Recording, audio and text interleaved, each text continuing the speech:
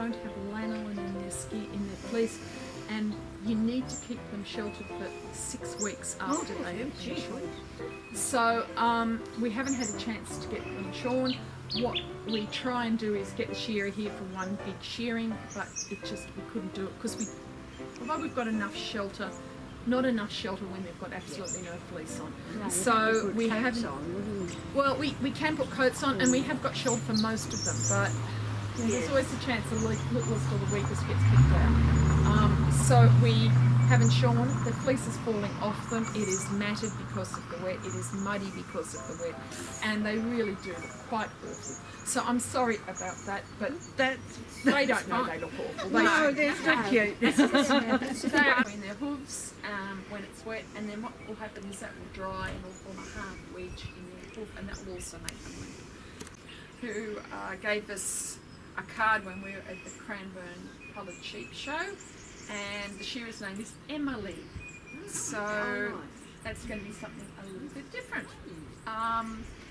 So she will shear the does and the kids. We're keen to get the kids shorn because it looked like Turkish goats did, walking around and the parts of Turkey where there are goats.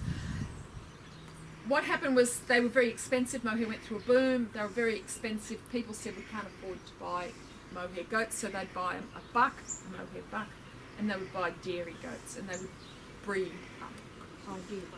And there was only one breeder that didn't do that. His name was Fred Barton, and his farm was down on the Banksia Peninsula down in Gippsland Lakes.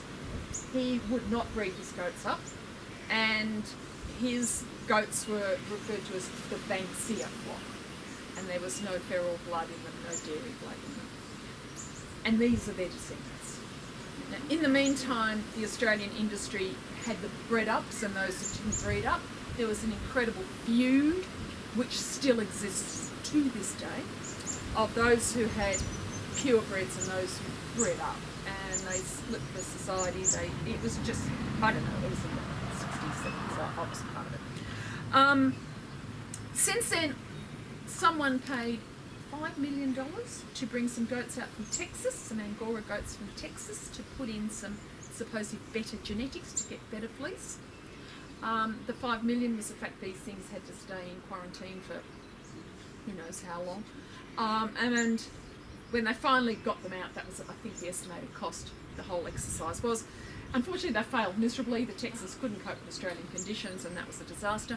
In the 1990s, the trade embargoes in South Africa were lifted, and South Africa, whereas Australia sort of went down the sheep path, South Africa went down the goat path. And South Africa had developed some goats which had very fine, very curly, high production fleece. So that's when the South African genetics burst onto the scene. And today's commercial goats are South Africa.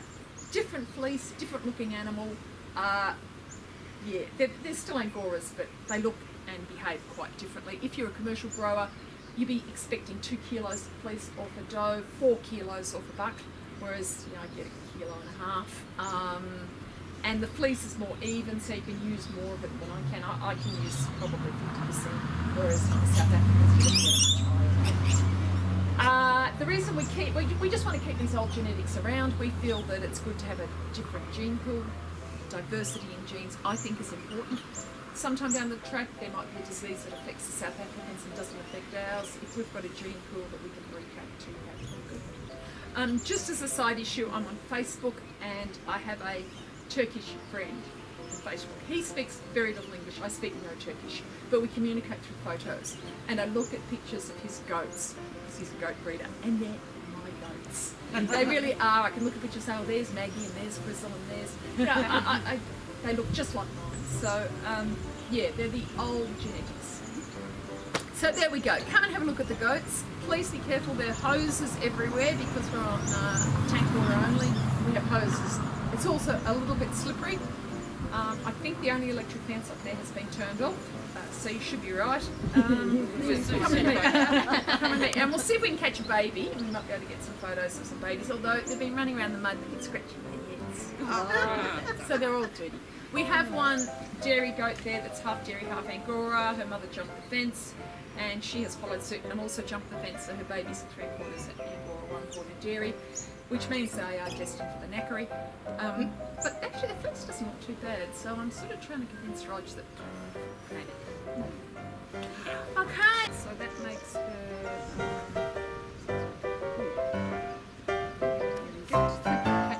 stop her scratching.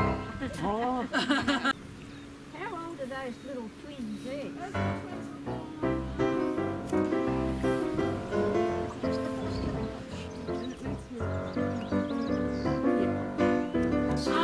I put water in it.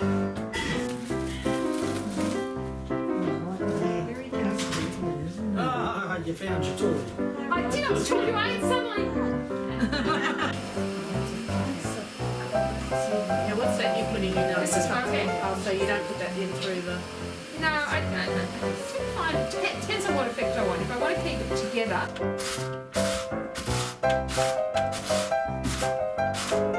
I just put ones like me, which is sort of a bit inconvenient. Because I've got alpacas. And No, I usually spin straight from that.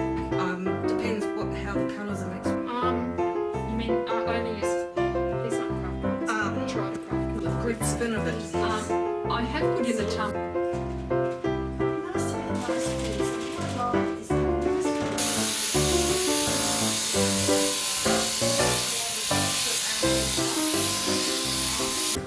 So with the shearing, you'll start on the stomach, you'll clear the stomach off and then you'll turn them and do the front leg, which up to the undermine. From there, you'll go turn them around and you'll go up the neck, opening up the top shoulder. From there, you'll drop them down, go into the long blow, which is from this side across their spine. You'll step back and step them up, clearing up this second shoulder and all the way down to the tail. And what about the money bit? Oh, and that's called the money-making side because it means that you're on the home run. Well done. Do you want to sit down for that?